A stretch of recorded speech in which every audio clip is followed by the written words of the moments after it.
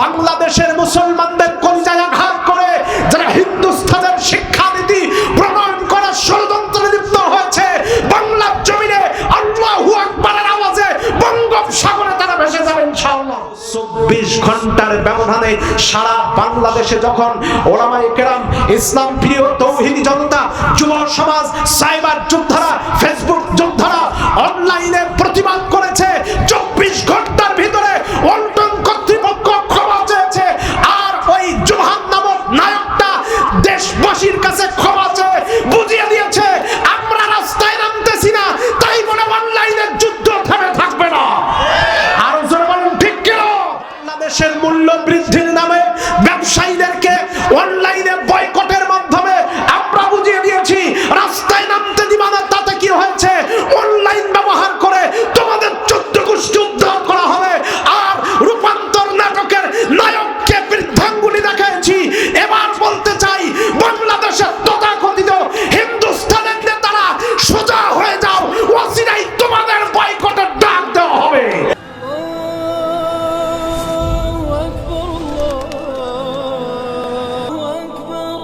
সম্মানিত হাজরিন, কোরআনের ময়দান থেকে আওয়াজ হবে যত, বাতিল বাংলার জমিন থেকে পালিয়ে যাবে তত। কথা বলেন না কেন?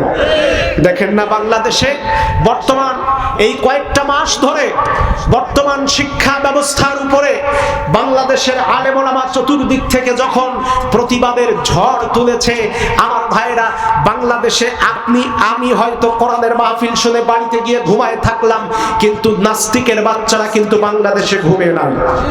আরো জোরে বলেন ঠিক কিনা? নাস্তিকের বাচ্চারা বাংলাদেশটাকে দখল করার পায়তারা চালাচ্ছে। বাংলাদেশের মুসলমানদের কলিজায় আঘাত করে যারা হিন্দুস্তানের শিক্ষানীতি প্রণয়ন করার ষড়যন্ত্রে লিপ্ত হয়েছে, বাংলার জমিনে আল্লাহু আকবারের আওয়াজে বঙ্গোপসাগরে তারা ভেসে যাবে ইনশাআল্লাহ। আরো জোরে বলেন ঠিক কিনা? যখন আমরা গোটা বাংলাদেশে মাসলাকের দ্বন্দ্ব ভুলে সকল ঘরানার আলেম ওলামা ঐক্যমত একসাথে একই প্ল্যাটফর্মে কোরআনের তাফসীর মাহফিলের ময়দান থেকে যখন ট্রান্সজেন্ডার ইস্যুতে বক্তব্য দিয়েছি, শরীফা ইস্যুতে বক্তব্য দিয়েছি, নাস্তিকবাদী শিক্ষা ইস্যুতে বক্তব্য দিয়েছি, তখন ওদের টনক নড়েছে। হায় রে, বাংলার আলেম ওলামা এখনো তো ঘুমিয়ে যায় নাই। আমার ভাইয়েরা, এই কারণে ওরা শিক্ষা ব্যবস্থার উপরে, আমার ভাইয়েরা, যে সমস্ত দালাল, হিন্দুস্তানের দালালেরা আমার দেশের সরকার এবং প্রশাসনকে পুঁজি করে আমার দেশের শিক্ষা ব্যবস্থায় হিন্দুয়ানি শিক্ষানীতি প্রণয়ন করার ষড়যন্ত্রে লিপ্ত আছে, তারা ওখান থেকে দৃষ্টি ঘুরাইয়া আমার দেশের কয়েকজন অভিনেতাকে দিয়ে রূপান্তর নামক একটি নাটক তৈরি করেছে। সেই নাটকে জোভার নামক একজন অভিনেতাকে দিয়া আমার ভাইরা ট্রান্সজেন্ডারের পক্ষে, লিঙ্গ পরিবর্তনের পক্ষে, শরীফ থেকে শরীফা হওয়ার পক্ষে তারা অভিনয় করেছে। তারা চেষ্টা করেছে ইউটিউবের মাধ্যমে আমার যুব সমাজকে নষ্ট করে দেওয়ার, কিন্তু মাত্র 24 ঘন্টার ব্যবধানে সারা বাংলাদেশে যখন ওলামায়ে কেরাম, ইসলাম প্রিয় তৌহিদি জনতা, যুব সমাজ, সাইবার যোদ্ধারা, ফেসবুক যোদ্ধারা অনলাইনে প্রতিবাদ করেছে, 24 ঘন্টার ভিতরে ওয়ালটন কর্তৃপক্ষ ক্ষমা চেয়েছে। আর ওই জোহান নামক নায়কটা দেশবাসীর কাছে ক্ষমা চেয়ে বুঝিয়ে দিয়েছে আমরা রাস্তায় নামতেছি না, তাই বলে অনলাইনে যুদ্ধ থেমে থাকবে না। আরো জোরে বলুন ঠিক কিনা? বাংলাদেশের মূল্য বৃদ্ধির নামে ব্যবসায়ীদেরকে অনলাইনে বয়কটের মাধ্যমে আমরা বুঝিয়ে দিয়েছি রাস্তায় নামতে দিবা না, তাতে কি হয়েছে? অনলাইন ব্যবহার করে তোমাদের 14 গোষ্ঠী উদ্ধার করা হবে। আর রূপান্তর নাটকের নায়ককে বৃদ্ধাঙ্গুলি দেখাচ্ছি। এবার বলতে চাই বাংলাদেশের তথাকথিত হিন্দুস্তানের নেতারা সোজা হয়ে যাও, ওয়াসিরাই তোমাদের বয়কটের ডাক দেওয়া হবে। আরো জোরে বলেন ঠিক কিনা? আপনারা ভয় পাচ্ছেন নাকি? কারণ হলো আমরা কোন দলের বিরুদ্ধে কথা বলেছি? জোরে বলেন না কেন? আমরা কোন নেতার নামে কথা বলেছি? আমরা কথা বলেছি তথাকথিত ব্রাহ্মণ্যবাদী শক্তির বিরুদ্ধে, যারা আমাদের এই প্রতিবাদগুলির কথা শোনার সাথে সাথে মঞ্চে লাফ মেরে ওঠে, ওখানেই বাধা দেওয়ার চেষ্টা করে। আমরা তো কোরআন থেকে বলছি, রব্বানা আখরিজনা মিন হাযিহিল ক্বরিয়াতিজ জালিমি আহলুহা, আল্লাহ তাআলা তুমি আমাদেরকে এই জালিমের জনপদ থেকে বের করে দাও, যারা আমাদের নামাজ পড়তে বাধা দেয়,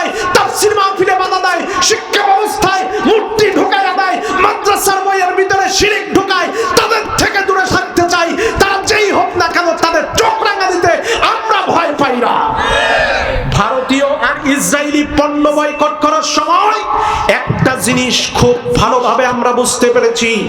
আমরা যখন ইসরায়েলের পণ্য বয়কটের কথা বলেছি আর উপমহাদেশ সাবকন্টিনেন্টের নব্য ইসরায়েল হিন্দুস্তানের বিরুদ্ধে যখন কথা বলেছি, তখন বুঝতে পেরেছি বাংলাদেশে হিন্দুস্তান তথা ভারতের পণ্যের চাইতে ভারতের দালাল বাংলার জমিনে বেশি।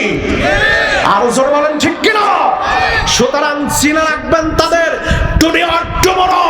আমরা গোটা বাংলাদেশের ইয়ং সমাজ এখন বুঝতে পেরেছি দাদার শত্রু ছিল ইংল্যান্ড, ইংরেজের বাচ্চারা, বাপের শত্রু ছিল পাকিস্তানেরা, আর আমার তরুণ জেনারেশন বর্তমান ইসলামের শত্রু হিন্দুস্তানের দালালেরা। আরো জোরে বলেন ঠিক কিনা? সুতরাং কথা বলার সুযোগ থাকতে হবে। আপনি নেতা হয়েছেন তো কি হয়েছে? আপনি নেতা হয়েছেন তো কি হয়েছে? আপনার কথা বলার, রূপান্তর সিনেমা তৈরি করার স্বাধীনতা তারা পেল, আর আমরা প্রতিবাদ করার স্বাধীনতা পাবো না। এই ধরনের গণতন্ত্র আমরা মানি না। কথা বলেন ঠিক কিনা? এমন কথিত গণতন্ত্র আমরা মানি না। আমরা সেই ধরনের গণতন্ত্র মানি যেখানে ইসলামপন্থীরা তাদের কথা বলার সুযোগ পাবে, বিচার প্রার্থীরা তাদের বিচার পাবে, যেখানে মজলুম তাদের পক্ষে সহায় পাবে।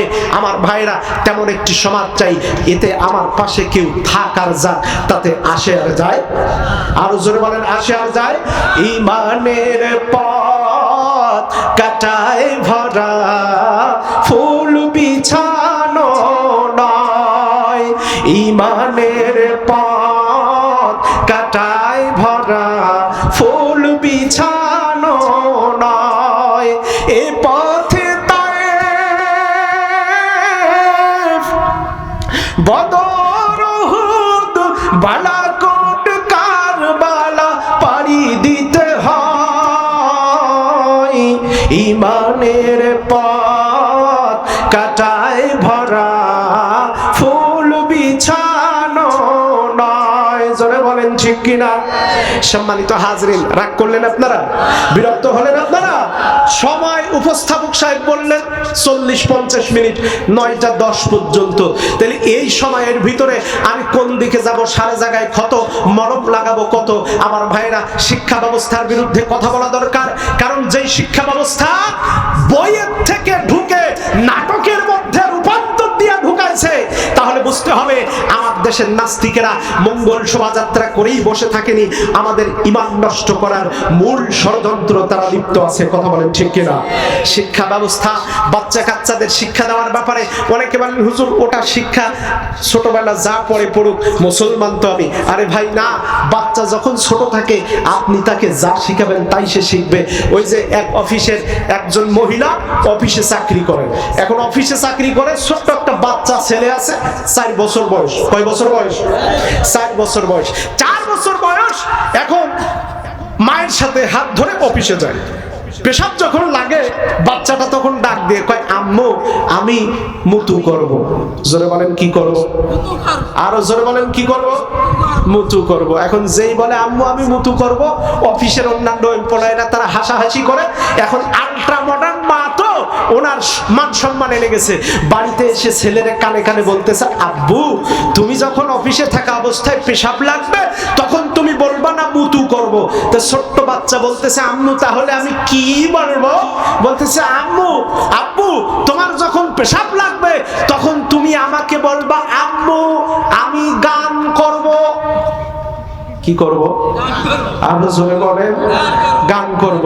এখন এই কথা বলার পরে কয়েকদিন এই শিক্ষা দেওয়ার পরে বাচ্চার মাথায় গান শব্দটা যখন ঢুকেছে, এখন অফিসের ভিতরে থাকা অবস্থায় পেশাব লাগলে ও সবার সামনে ডাক দেয়, আম্মু আমি গান করব। এখন আম্মু আস্তে করে নিয়ে বাইরে ওয়াশরুমে নিয়ে গান করায় নিয়ে আসে। গান মানে হলো পেশাব, গান মানে কি? আরো জোরে বলেন।